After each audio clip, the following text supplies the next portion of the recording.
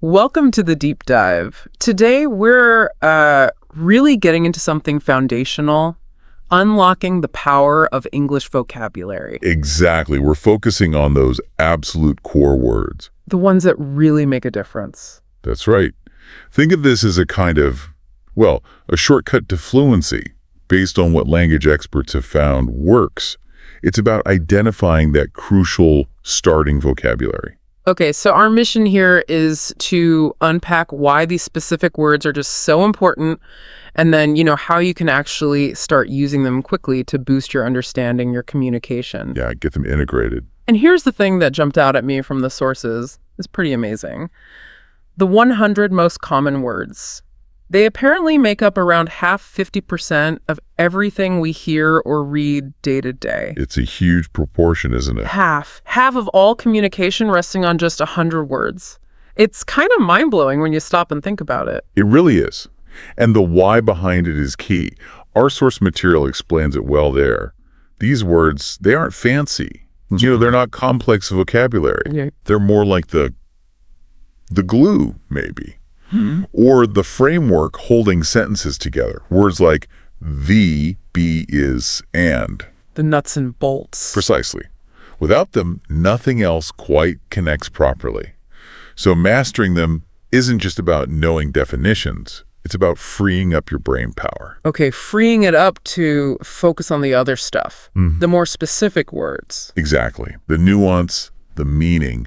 And for this deep dive, we're going to really zero in on the first 50 of these essential words, just 50 to start. So these 50 words, they fall into different types, right? It's not just a random list. No, absolutely not.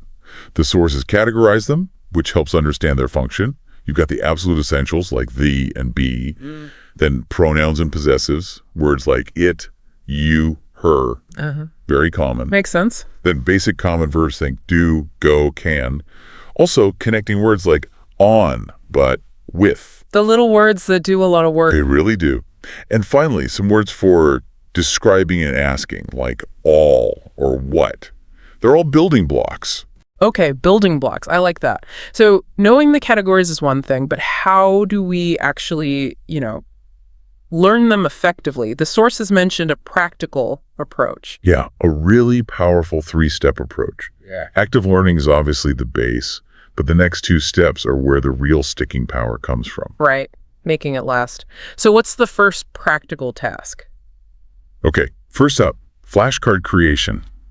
Sounds simple, but it's effective. How does it work exactly? You take a card, word on the front, let's say with. Okay. On the back, you put a simple definition, maybe in the company of, and crucially, an example sentence. The source suggests using simple ones like, come with me. Got it. So word definition example. Yeah. And you do this for all 50 words. It becomes this great self-testing tool. It's about active recall, which really helps cement them in your memory. Makes sense. Pulling the information out of your brain, not just pushing it in. Exactly. Now, the second task builds on that. It's more dynamic. Sentence practice. Okay, so using the words now. Yes. The challenge is this. Write 5 original sentences. And here's the key part.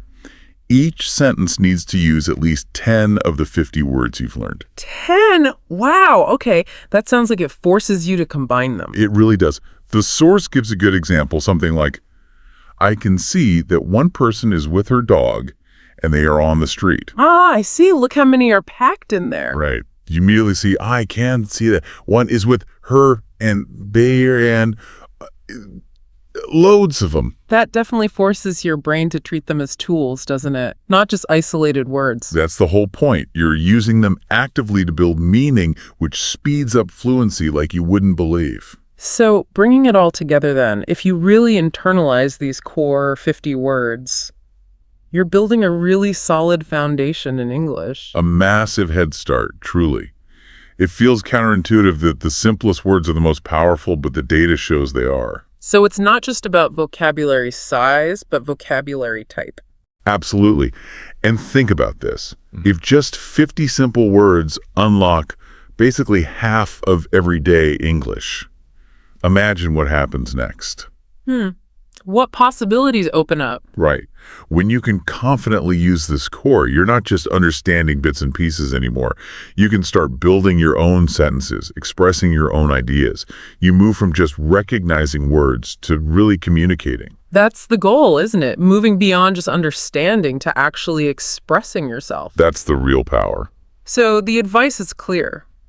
Embrace these tasks, the flashcards, the sentence practice. You're literally equipping yourself to build your own linguistic house, starting with the most crucial foundations. One essential word at a time.